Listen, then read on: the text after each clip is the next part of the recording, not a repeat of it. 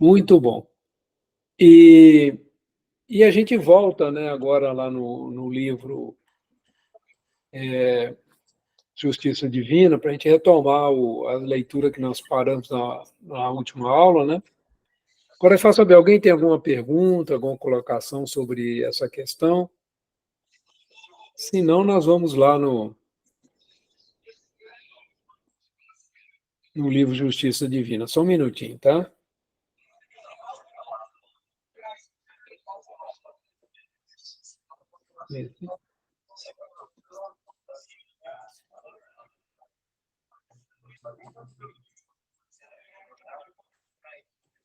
Muito bem. A gente parou no Bom Combate, né? A gente parou um pouquinho mais na frente, mas eu vou fazer um comentário aqui que eu achei muito interessante. Emmanuel, ele coloca uma coisa muito importante assim: voltando à pátria espiritual depois da morte, estamos frequentemente na condição daquele filho pródigo da parábola de retorno à casa paterna para a bênção do amor. Vocês lembram dessa parábola? Acho que todo mundo lembra, né? A parábola do filho pródigo, né? E é uma parábola muito interessante, ela é muito, ela traz para a gente uma imagem muito importante. O que é o filho pródigo? A gente trazendo isso para o campo espiritual. Filho pródigo somos nós quando reencarnamos e, e nos afastamos de Deus, né?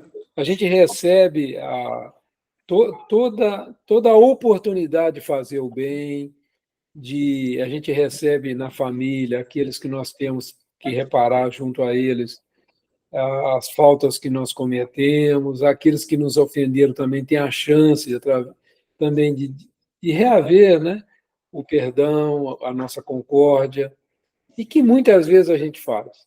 A gente esquece tudo isso e reage das piores maneiras, né? Deixa nossas imperfeições falarem mais alto. E a gente se afasta de Deus, a gente se afasta da casa do Pai. Aí a gente vai para o mundo, se entrega às ilusões da vida, se deixa envolver para as questões materiais e tudo, mas chega um momento que a gente para refletir e vê que estava equivocado, que jogou fora toda a fortuna que a gente pediu ao Pai. E a gente pede para voltar, né? Chega ao Pai, o Pai nos recebe amorosamente, não nos julga, como o Pai da parábola, né? Não julga a gente, não acusa, ele recebe, ampara, bota novamente a capa sobre nós, nos entrega o anel, que significa a união com Deus, né? Faz todo esse aconchego. Quem assistiu o filme Os Mensageiros vai lembrar que mesmo aqueles espíritos que falharam são novamente resgatados, trazidos de volta, dado nova oportunidade, né? Mas isso depende muito, né, do nosso íntimo, da nossa vontade. Deus não nos obriga a nada. É isso que a doutrina espírita, no seu verdadeiro sentido, vem nos ensinar, né? Que a gente não é castigado, a gente vai tomando consciência das nossas faltas, e esse que é o bom combate, que o que, que Kardec está trazendo aqui para a gente, que Emmanuel está trazendo aqui para a gente também, né?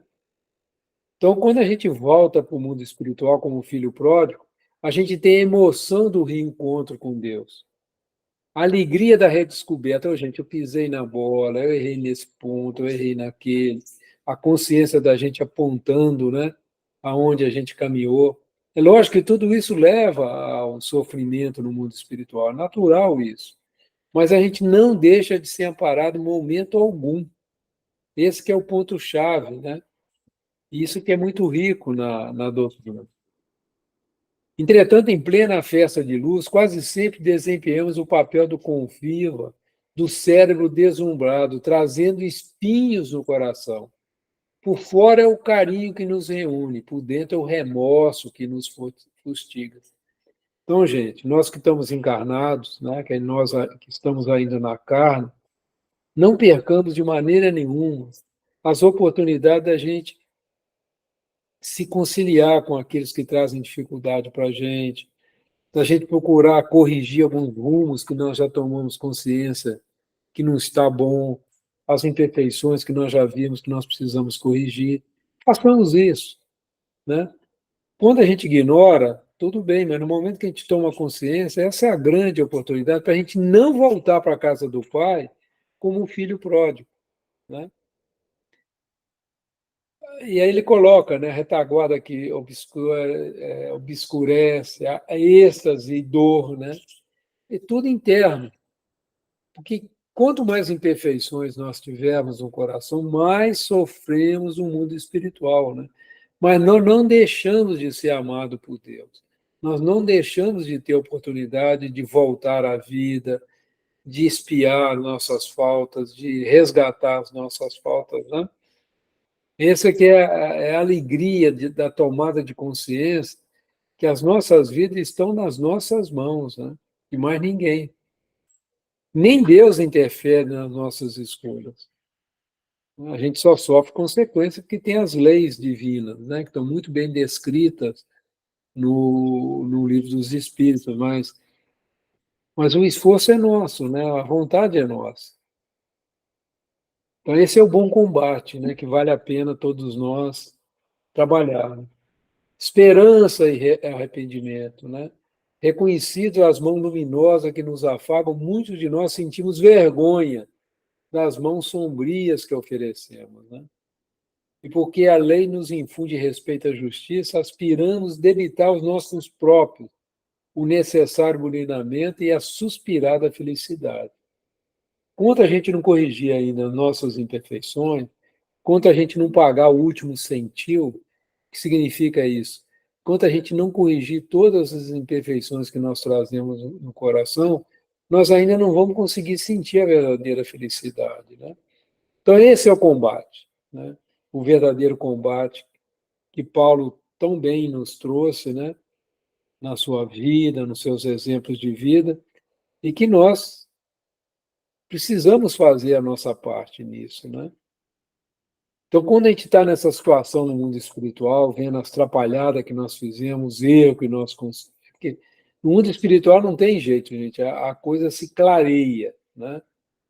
E se a gente se deixa levar pela culpa, né, se a gente se deixa levar pela culpa, a gente acaba habitando essas regiões abismais, essas regiões de sofrimento que a gente vê tão bem descrita nos livros de André Luiz. Então é muito importante a gente tomar consciência disso.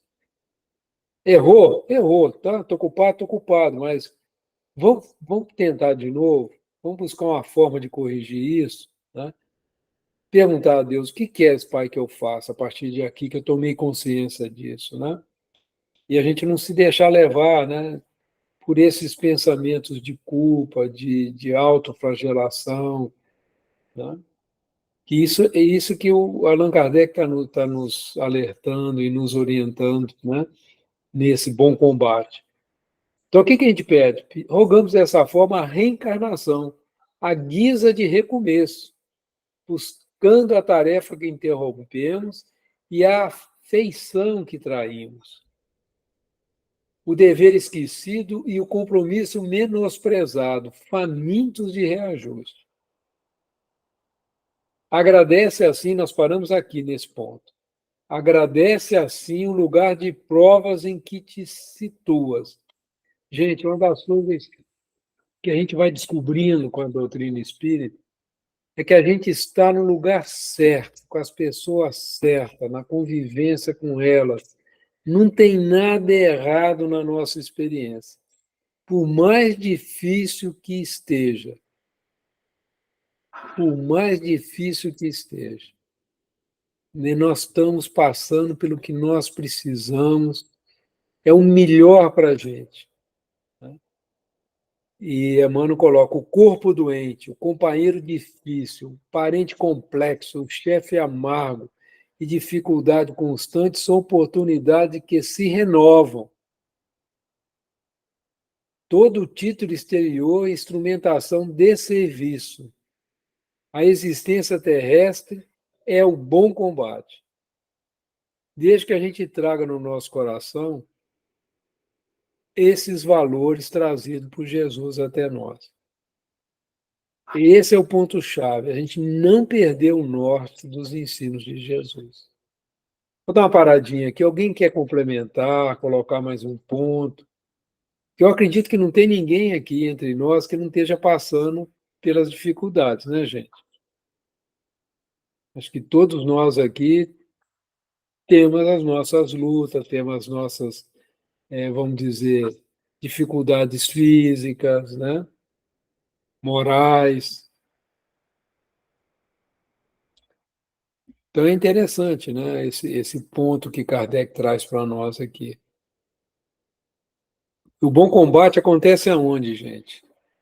Dentro da gente, é ou não é? Não é fora.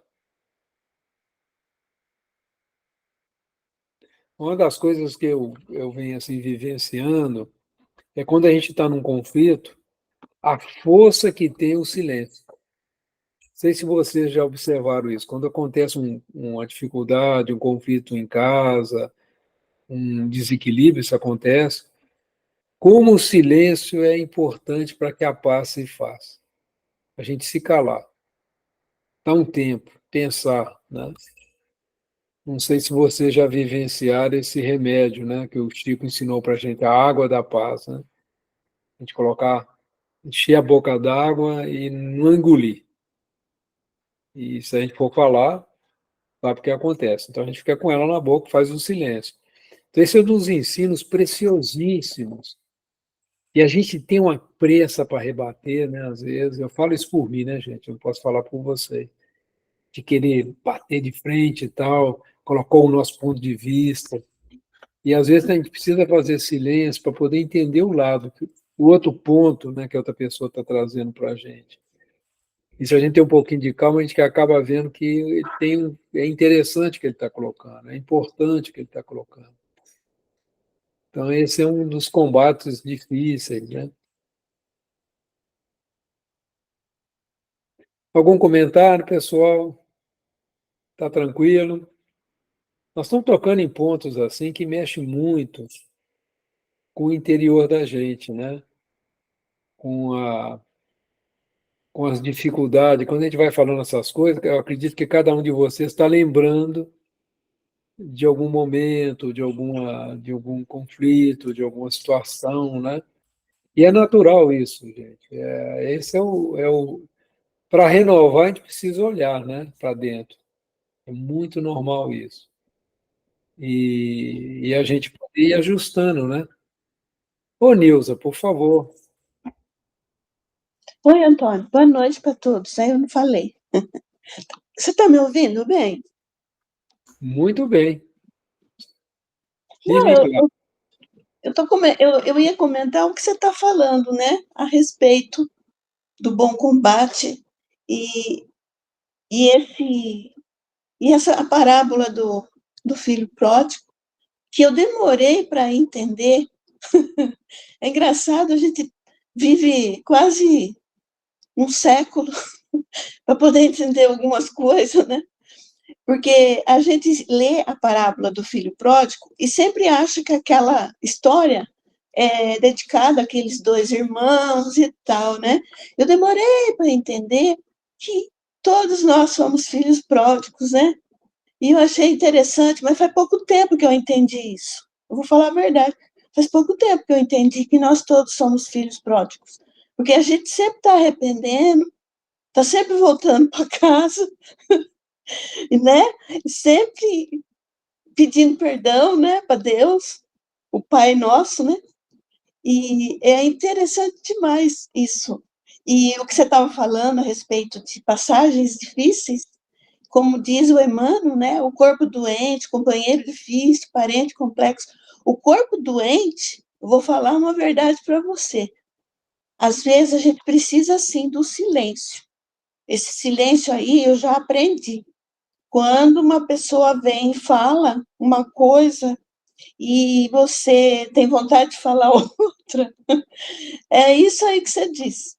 É tomar um copo de água, deixar a água na boca E você vai aprendendo, porque o silêncio dá resposta também.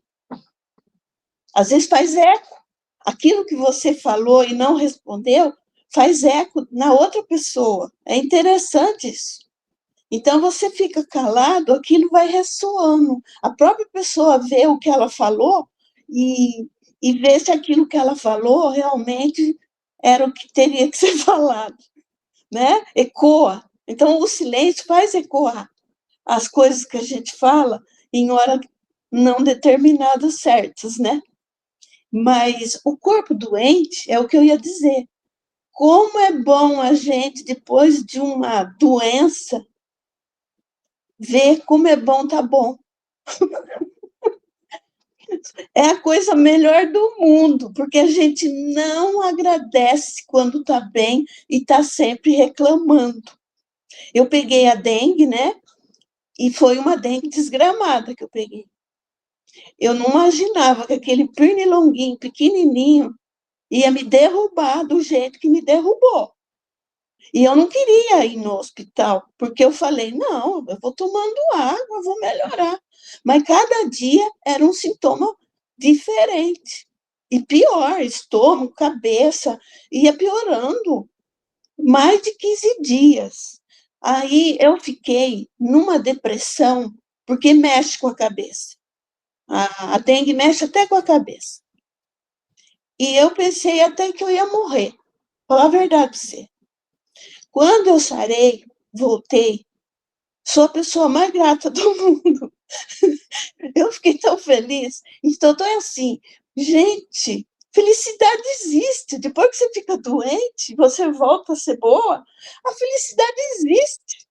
Nossa, eu tô falando porque é um depoimento meu, né? É, é muito interessante toda essa vida nossa, né? O bom combate é nós mesmos brigando com a gente, porque nós somos danados, né? A gente gosta de reclamar.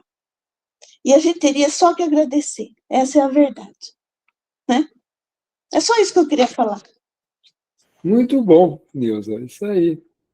A gente às vezes tem que perder para poder ganhar, né? Olha, Sim, eu vou até comentar. A parábola do filho pródigo tem algo muito importante, que é o filho que ficou com o pai. E é interessante a gente pensar um pouquinho. Porque muitos religiosos, né, muitos espíritas, católicos, protestantes e tudo, eles invejam essas pessoas como filho pródigo que se joga na vida. Mas eles não têm coragem de se jogar na vida como esse filho pródigo, né? Então ele fica criticando, mas sente inveja, quer, mas não tem coragem. Então a gente muitas vezes tem que analisar se nós estamos seguindo os ensinos de Jesus porque nós temos medo ou porque nós realmente acreditamos nesses ensinos. Para a gente não ficar igual o irmão mais velho lá, bravo porque o pai recebeu de volta o filho que errou muito. Porque às vezes a gente tem os desejos, os desequilíbrios, né? Mas tem o freio, o medo, né? Mas nós precisamos realmente seguir o caminho reto por compreender os ensinos de Jesus e não por medo. Que o medo é heteronomia, que nós já estudamos no início, e não autonomia. Então nós temos que lidar com as nossas sombras, né? Nós temos que lidar com ela, né? Ver se a gente não está com inveja, se a gente não está. Esse é o trabalho interno, esse é o bom combate, para a gente não virar fariseu, né? Que é aquela história, o cara está orando lá, o fariseu, não, eu oro e tal, eu estou aqui na igreja, o outro está lá, pai, eu sou um pecador mesmo, eu errei, mas eu estou arrependido, eu quero. Não sei se vocês lembram dessa parábola que está no Evangelho segundo o Espiritismo, né? Então a gente tem que olhar para dentro da gente e falar assim, puxa vida, e trabalhar isso. Isso é um trabalho interno de cada um, ninguém tem que contar isso para ninguém, tem que dividir isso com ninguém, é um trabalho de cada um. Mas nós temos que estar inteirão, nós estamos seguindo os ensinos de Jesus, e isso é muito importante. Jesus mostrou esse tempo todo, ele batia firme com os fariseus. São túmulos caiados por dentro, de branco, né, mas cheio de podridão.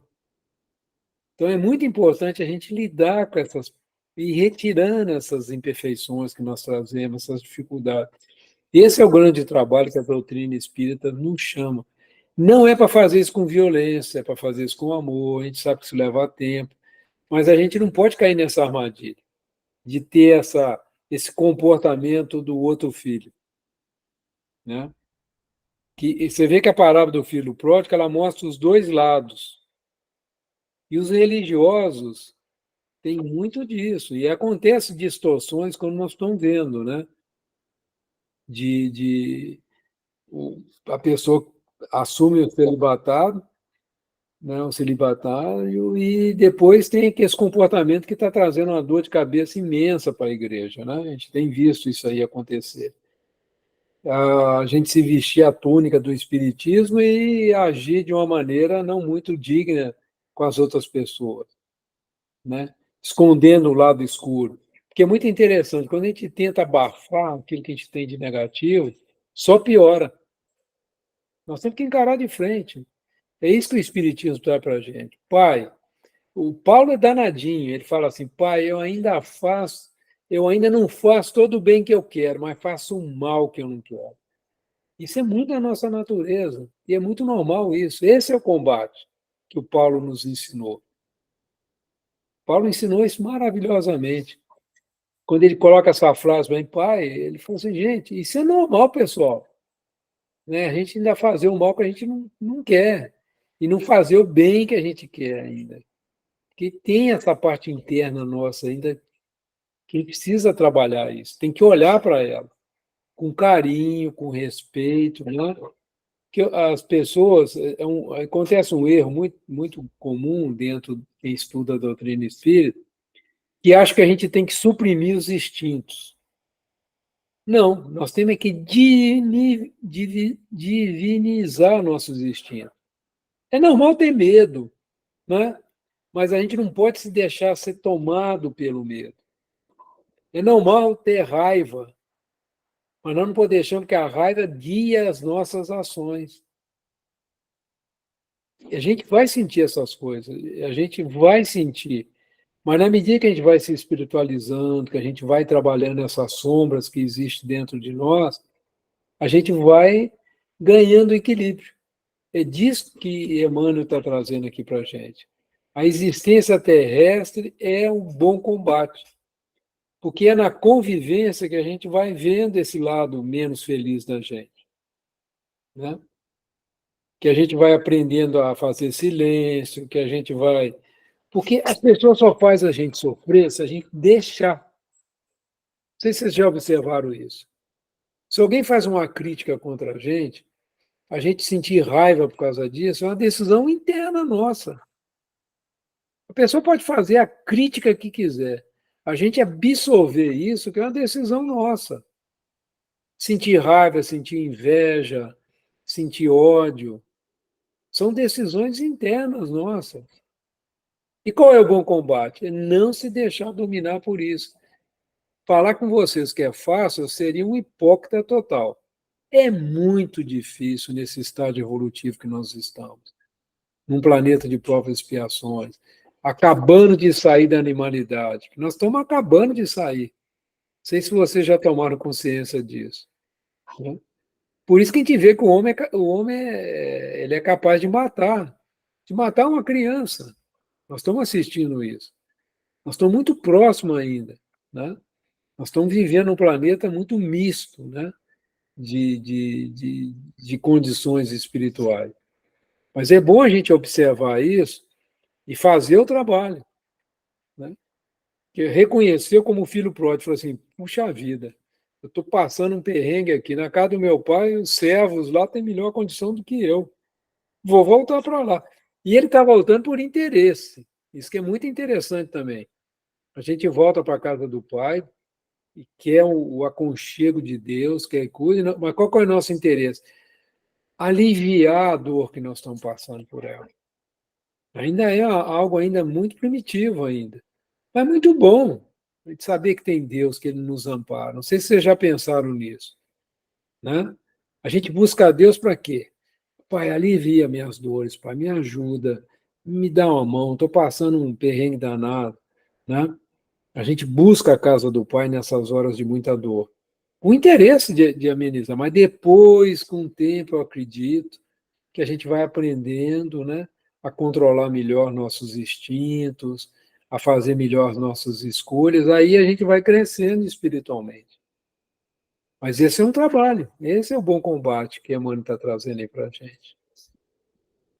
Não sei se eu estou sendo claro, pessoal. Estou tentando, estou estudando igual vocês, né? Estou aprendendo também a pensar sobre essas coisas. E é interessante que a gente vê, assim, eu ouvi algo estudando Joana de Anjos que me deixou, assim, muito pensativo. Ela diz assim, enquanto crianças, sejamos crianças. Vou tentar traduzir o que eu entendi. Como adultos, sejamos adultos, vivendo a nossa fase adulta, buscando trabalho, a construção da nossa vida, as nossas famílias, etc. Mas quando a gente chega na maturidade, na velhice, nós temos que viver isso. É o inverno, né? Muitos de nós já estão caminhando para esse momento. O que é o inverno? É um momento de recolhimento, de balanço, de acertos. Então, a gente que já está descendo a montanha, né? A caminho de volta para a casa do Pai. Tem muitos de nós, tem muitos anos ainda pela frente e tudo, mas é um momento de balanço. Como é que eu conduzi minha vida adulta? Como é que foi? O que eu preciso melhorar? E a vida vai dando oportunidade com os netos, né, com os filhos já adultos, de trabalhar isso, né, de ter um relacionamento com eles também de uma maneira mais efetiva, mais amadurecida, mais compreensiva. Então, agora, muito cuidado para não estar na velhice querendo viver como um homem jovem. Nós não somos mais. Tomar consciência disso. O momento nosso é outro. Por isso que a vida tem as suas fases, né? Agora, é muito comum, tem adultos adolescentes, né? Com cabeça de adolescente, chega a ser engraçado, né? O cara sai, compra aqueles carros esportivos, larga a mulher, arranja uma mulher mais nova. Aí, falando dos meus colegas, né? Colega entre aspas, né? De ver essas experiências, que chama. É a, tem um apelido que eles falam, né? A fase, né, dos quarentões aí, né, que costuma acontecer e tudo. É infantilidade, né? Então a pessoa, ao invés de aproveitar e fechar, né, ela cai nessas armadilhas. Tudo bem, isso acontece, né? Mas é importante, na hora que chega o inverno, fazer uma reflexão como é que a gente conduziu essas situações em nossas vidas, né? E viver a vida, no momento do inverno, viver o inverno, é hora de se agasalhar, de se cuidar, de se proteger do frio, não é isso? Né? E quando a gente está no verão da vida, é calor, é ação, é movimento, é o momento realmente da construção. Né? Então é muito interessante, eu achei interessante essa colocação, da gente viver sintonizado com o momento certo das nossas vidas, né? E viver o combate certo do momento que nós estamos vivendo, né? Algum comentário, pessoal? Hoje eu estou falando muito, né?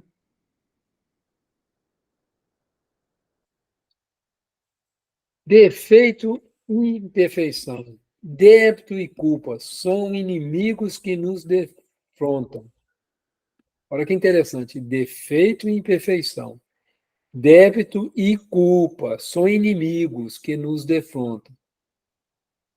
Aperfeiçoamento individual é a única vitória que não se altera.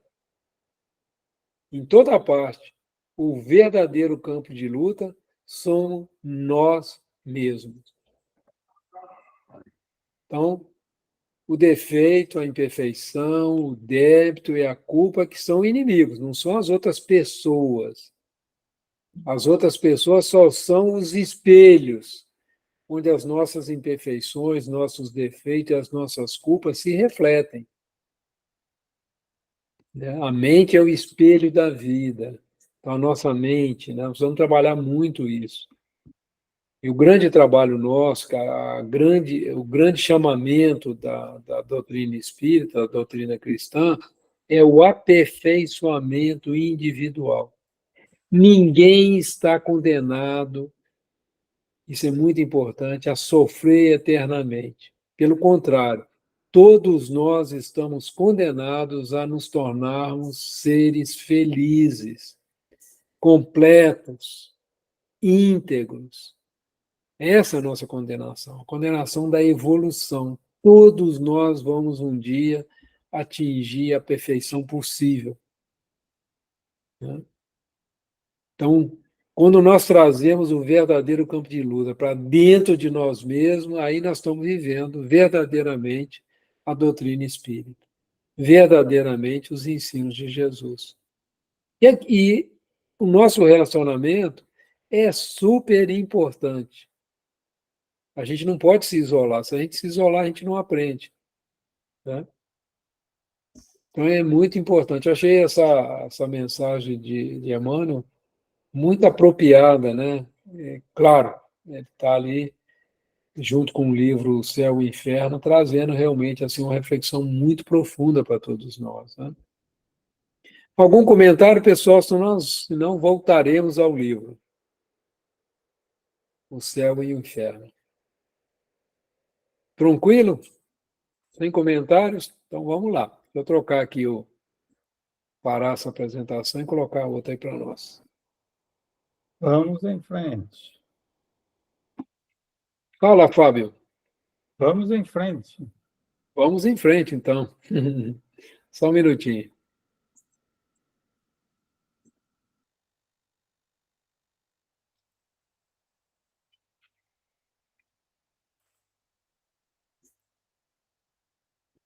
Então, nós estamos no item 7 agora. Ele coloca o seguinte: considerando-se quão grande é o sofrimento de certos espíritos, culpados no mundo invisível, quanto é terrível a situação de outros, tanto mais penosa pela impotência de preverem o termo desse sofrimento. Poder-se-ia dizer que se acham no inferno, se tal vocábulo não implicasse a ideia de um castigo eterno e material. Mercê, porém, da revelação dos Espíritos e dos exemplos que nos oferece, sabemos que o prazo da expiação está subordinado ao melhoramento do culpado. Aqui Allan Kardec, na espiritualidade, está nos trazendo um alerta, tá? Muito cuidado com a culpa. Erramos, falhamos, cometemos erro em nossas vidas. Não tem outro jeito de aprender, não tem. Pelo nível de evolução nossa, nós vamos errar, né? Agora, o que nós precisamos fazer para sair? A primeira coisa é se arrepender, não é, pessoal? Eu estou errado, pisei na bola. Senhor, o que eu posso fazer? O que eu preciso espiar?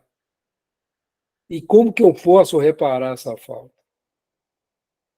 Vocês já notaram, quando vocês leram, nós estamos estudando lá Obreiros da Vida Eterna, nós estamos estudando esses livros de André Luiz, como que eles estão, quando vai à casa de socorro, quando vai a equipe socorrista, o que eles olham, né, para poder socorrer o espírito? Vocês já observaram isso? O que eles olham? Por que eu estou falando isso? Porque eu estou falando o seguinte: se nós trazemos alguma culpa, algum sentimento de remorso em nossos corações por alguma coisa que nós fizemos, o que nós precisamos fazer para a gente não cair na armadilha? De ficar preso nessas zonas abismais, não ficar preso a essas zonas de sofrimento. Isso é um ponto importante. Nós vamos passar por isso, pessoal. Nós vamos desencarnar, nós vamos lidar com essa situação. Como lidar com isso? Que são raros entre nós aqueles que desencarnam e caem em pé, né? Que não tem que passar pela experiência essa experiência como passou André Luiz, né? como muitos espíritos, como a grande maioria passa. Agora nós estamos tendo a chance, por exemplo, quando nós estamos estudando o livro Pensamento e Vida, nós estamos estudando Obreiros da Vida Eterna, nós estudamos Nosso Lar, nós estudamos os missionários, os mensageiros, né, os missionários da luz, os mensageiros. Esses livros já foram estudados no nosso cantinho. Qual é o ponto-chave ali? Né? Estou chamando a atenção disso porque esse é um exercício muito importante para nós fazermos, para a gente não ficar preso. Para a gente não ficar preso. O ponto-chave, né, Kardec trouxe para a gente no Evangelho segundo o Espiritismo. Fora da caridade não há salvação. E a gente entender a caridade como Jesus entendia, né? Benevolência para com todos, indulgência para a falta dos outros, perdão das ofensas. Benevolência, fazer o bem com vontade, com consciência, com interesse, né? Aceitar as pessoas como elas são, ou seja, indulgência para a falta dos outros. Indulgência, cada um tem uma maneira de lidar. Perdão das ofensas. Então, esse, vamos dizer assim, vamos dizer assim, a receita mor, né? Aí ele entra no Evangelho segundo o Espiritismo com todos os remédios que nós precisamos, né? Com toda vamos dizer assim, o tratamento espiritual para que a gente tenha um bom retorno à casa do Pai, né? E esse trabalho é de cada um, né? O trabalho de cada um de nós. Então, para que a gente não tenha uma expiação muito longa, porque Deus não quer castigar ninguém. Ele quer nosso crescimento, a nossa evolução. É isso que a gente vai entendendo. E isso só depende da gente. É isso que está sendo colocado aqui para nós nesse momento, né? E a gente muitas vezes, né? A gente fica um pouco assustado quando a gente lê os livros de André Luiz. Não sei se vocês têm esse sentimento. Como que vai ser conosco? Né? Como que vai ser? A receita está lá no Evangelho segundo o Espiritismo. A gente quer saber como é que vai ser, faz um checklist lá, como que a gente está vivendo a nossa vida agora.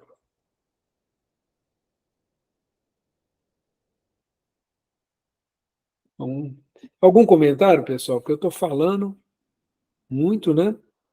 Estou falando para mim mesmo, né? É uma reflexão que a gente vai fazendo. Vocês querem colocar mais um ponto, ressaltar mais algum porém, né? Que às vezes me passou despercebido. Pois não, Neuza? Oi, Antônio, só para adicionar mais um, no livro do André Luiz, No Mundo Maior, página 45, se vocês quiserem ler. Eu sempre fico pensando, né, porque a gente está falando muito no tema morte, né, no nosso estudo, pensamento e vida, nos obreiros, e tem uma coisa que eu li no Mundo Maior, que o Calderaro fala para o André Luiz, uma frase muito simples, mas se você pensar nela mais com cuidado, você vê que tem uma coisa assim interessante. Assim, depois, Calderaro fala isso para o André Luiz. Eles estão fazendo um estudo no cérebro de um encarnado com desencarnado.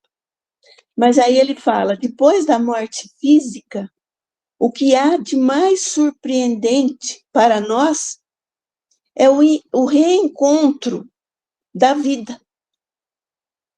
É uma coisa assim que a gente não para pensar. Porque a gente só fica pensando como é que eu vou ficar, como é que não sei o quê, porque a maioria dos espíritos sofredores tem essa noção desse reencontro com a vida, que a gente ainda não parou para pensar, né? Então, eu achei tão interessante essa frase, porque a gente esquece que existe esse reencontro com a vida. E a casca a gente vai deixar lá, mas a vida continua, né? E é uma coisa que alegra um pouco a gente. Não deixa a gente tão triste. A gente tem que fazer de tudo para ser mais leve possível, né? A passagem. Mas esse reencontro com a vida existe. A gente tem que ter certeza, né, disso. Isso dá um up, né? E é interessante, né? Porque nesse livro ele fala que a obra de Deus, né, é um cooperativismo. Tanto Deus nos ajuda, quanto nós ajudamos a Deus também, o Pai, na criação, né? Então, é uma coisa assim de muito esforço, vontade, junto com a força de Deus, né? A gente vai indo. Aí, desculpa eu entrar de novo, tá? Não, perfeito. Muito, muito bem colocado. Agora, como é que você vê a vida? Você tocou num ponto aí. Como você vê isso, o Nilson? A vida? Esse encontro com a vida. Como é que você vê isso? Quando você viu essa frase, o que você sentiu? Assim, você sentiu Então, alegria, isso eu entendi, né? Mas assim, como você percebe isso? então, esse reencontro com a vida é como se, de repente, naquela passagem, todo aquele processo de desencarne, de ter uma separação da minha personalidade, porque tem isso, né? A minha personalidade, ela vai ficar, e nesse desligamento, eu vou me acordar num mundo em que eu vou lembrar de tudo que eu fiz. Então, eu me vejo, sei lá, eu sempre penso em coisa boa. Eu vejo já assim, me encontrando com pessoas já trazendo trabalho difícil, né? E, e esse trabalho é vida, é isso, é vida. Porque a gente vai continuar trabalhando, né? A gente vai continuar trabalhando, fazendo todas as coisas que a gente acha que não vai fazer, mas vai. E esse é o reencontro da vida. E aí você lembra tudo que você é, muito melhor do que nessa personalidade fechada nessa carne, nesse corpo. Você não lembra de nada, não é? Tem uma leve lembrança, assim, mais ou menos, mas não lembra. Mas quando desligar, você vai ter tudo. Agora, logicamente, tem que estar bem preparado, claro, com certeza. Isso é uma das coisas que pode ser que a gente fique ainda num, numa treva, não vai acordar com a vida logo, vai ver só escuridão, né? Então, pode ser, mas eu prefiro pensar que vai ser um reencontro com a vida. Bem bom, bem do Você bom. tocou num, você tocou num pontos muito interessantes, Nilson. A colocação mental. Mas eu prefiro pensar, olha só, pensamento como diz o Vida, Alexandre gosta de falar, é vida, né? Ele gosta de colocar. E essa é uma verdade, porque nós vamos lidar com a matéria mental. sim, Olha só, né? Nós vamos lidar com essa matéria mental. Agora, se a gente chega lá com um sentimento bom, né? Integrando, porque na realidade, quando a gente morre, o nosso espírito já teve outras personalidades. Essa que nós estamos vivendo agora vai ser reintegrada ao espírito, vai ser somada, né?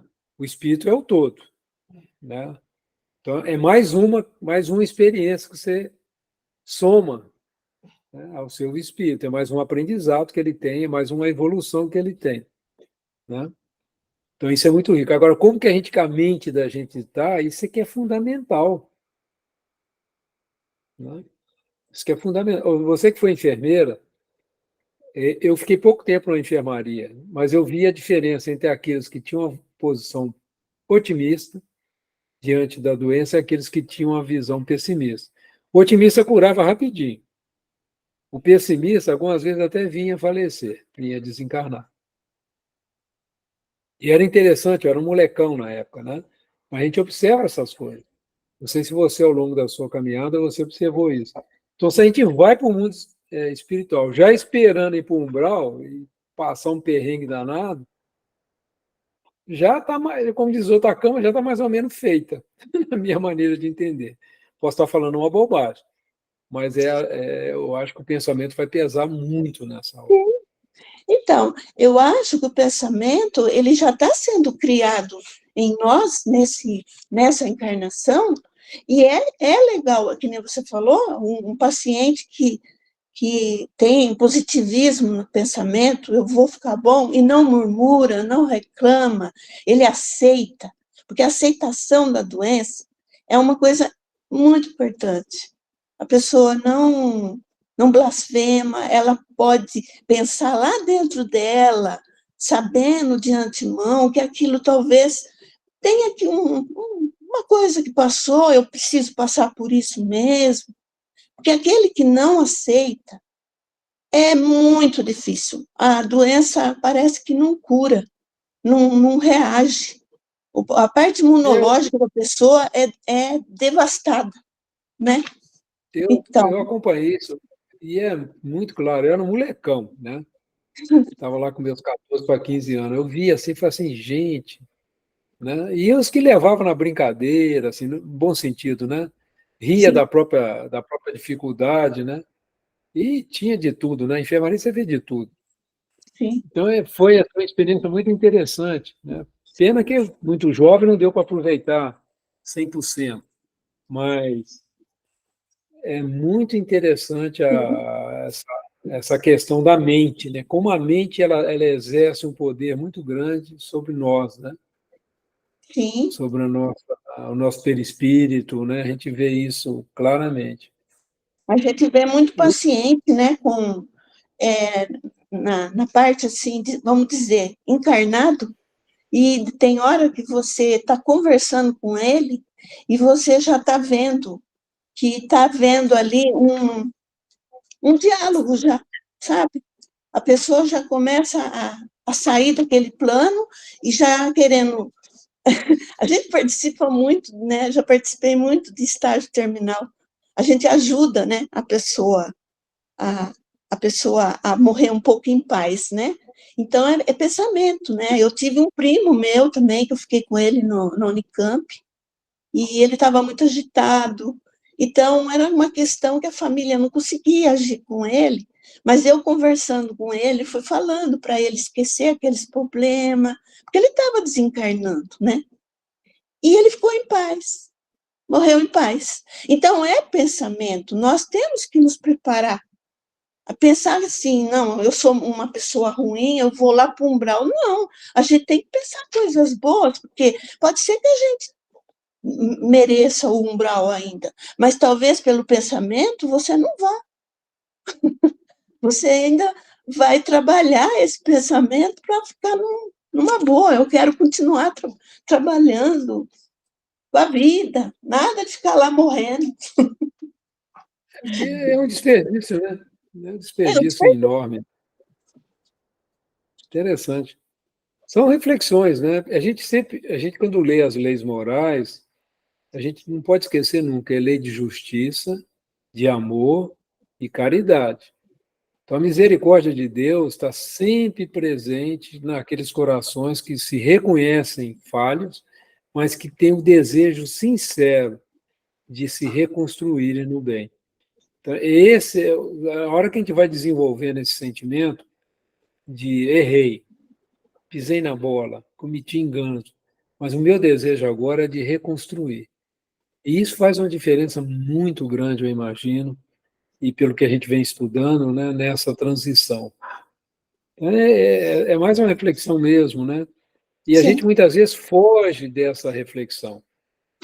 E é uma reflexão muito importante para todos nós, né? Porque ninguém sabe a hora, né? A não. hora que o pai vai nos chamar de volta. Ninguém sabe. E essa Graças. frase, pensamento é vida, é uma coisa assim que a gente tem que pensar muito mesmo, porque o pensamento é vida. Então, você vive o seu pensamento, você tem que pensar isso. Se você está pensando numa vibração boa, você vai viver essa vibração boa. Mas se você pensar, ai, não dá, não sei o quê, está tudo ruim, você vai abaixar sua vibração e vai viver ruim, vai ficar no ruim. Então, o pensamento é vida. Não, tem um acento. Né? É verdade. Reforçando o que o Alexandre tem falado para a gente. Tem uma passagem no Evangelho segundo o Espiritismo que chama A Melancolia. Eu acho que é um dos pontos que nós precisamos ler no Evangelho segundo o Espiritismo e entender. É normal a gente sentir tristeza, a gente sentir angústia, mas a gente precisa, vamos dizer, tirar isso. Quando isso vem, a gente precisa trabalhar isso dentro da gente. Né? Ver que esse momento que nós estamos passando agora, de dificuldade, de conflito, de muita luta, né? Mesmo por questões de saúde e tudo, é um momento que está nos educando para a gente ter uma vida melhor, espiritualmente falando, a verdadeira vida. E a melancolia é aquela luta do espírito que não aceita as provações da carne, né? Porque a gente está ali obscurecido, né? Então, quando vem a tristeza, vem a melancolia, vem esses sentimentos que acontecem muito, né? É a gente realmente lembrar que nós estamos numa escola, que nós temos um pai que nos ama muito, né?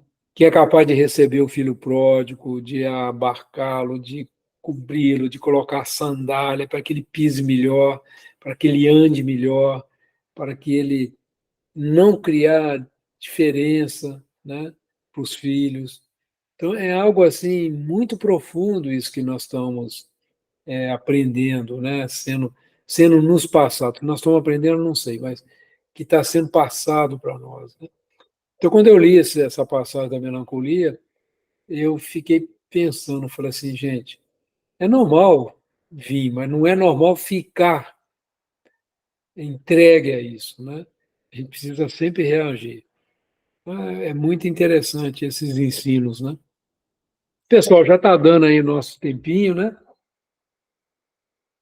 Eu sempre faço a perguntinha, quem quer fazer a oração de encerramento? Tem alguém animado aí? Eu posso fazer, Antônio. Eu falei bastante, posso fazer. Então tá ótimo. Então, aqui, todos nós, juntos, elevados, o pensamento, nos bons sentimentos e pelo estudo e aprendizado que a gente tem aqui, quando nos reunimos, é com o coração cheio de carinho e amor que levamos nossos pensamentos até Deus, a Jesus, a equipe espiritual que nos assiste diariamente, nosso cantinho, possamos estar contribuindo um pouquinho, mesmo à distância, colocando lá na sala 1 aquele irmão mais necessitado, que seja ajudado. E assim, com o coração pleno de paz e gratidão, agradecendo por esse momento, que possamos continuar aprendendo e ser cada vez menos imperfeitos, né? Tropeçando menos, porque a gente sabe que o Pai é misericordioso, Ele tem muita compaixão. E assim, deixamos a oração que Jesus nos ensinou. Pai nosso que estais nos céus, santificado seja teu nome. Venha a nós o teu reino, seja feita a tua vontade, assim na terra como em todos os planos habitados.